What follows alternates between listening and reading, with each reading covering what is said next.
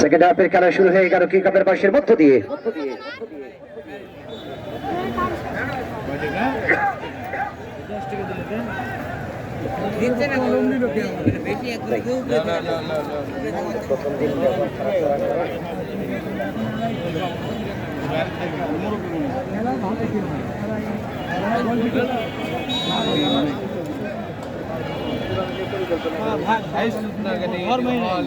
আমরা অসংখ্য ধন্যবাদ জানাই এই টুর্নামেন্টের একটু ব্যাচ ধরেন, বক্সের ব্যাচ ধরেন, একটু সন ধরেন।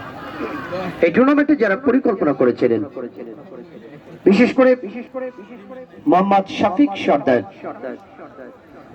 হ্যাঁ ঠিক আছে, মোহাম্মদ শফিক সর্দার এবং রিঙ্কু খান, আমরা তাদের এই পরিকল্পনাকে কৃতজ্ঞতা জানাই এবং এই পরিকল্পনাকে দারুণ ভাবে সাজিয়েছিল। যে দেখেন মাঠের পশ্চিম দিকে আমাদের জনি ভাই, দেড় হাত লাঠি, কাউরে মাইরেন না, আমাদের সবাই আমাদের মেহমান, কারোর সঙ্গে খারাপ আচরণ যাতে না হয়।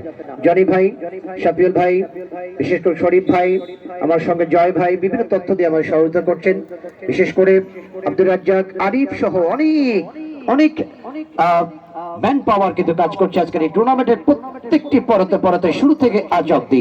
নিঃসন্দেহে তারা কিন্তু গোটা উত্তরবঙ্গের টুর্নামেন্টের আয়োজনের সেরা এক্সাম্পল হয়ে থাকবে আজকের এই আয়োজক মন্ডলী।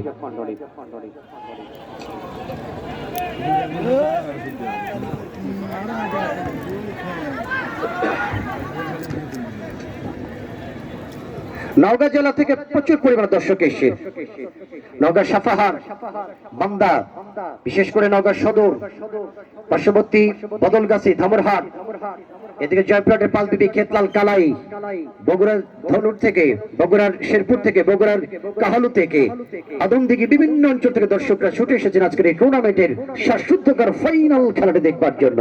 তবে দর্শকের আওয়াজ কিন্তু আমরা সেভাবে এখনো পাইনি। দর্শকরা এই দলে কিন্তু জাহিদের মতো খেলে রয়েছে 11 নম্বর জার্সি।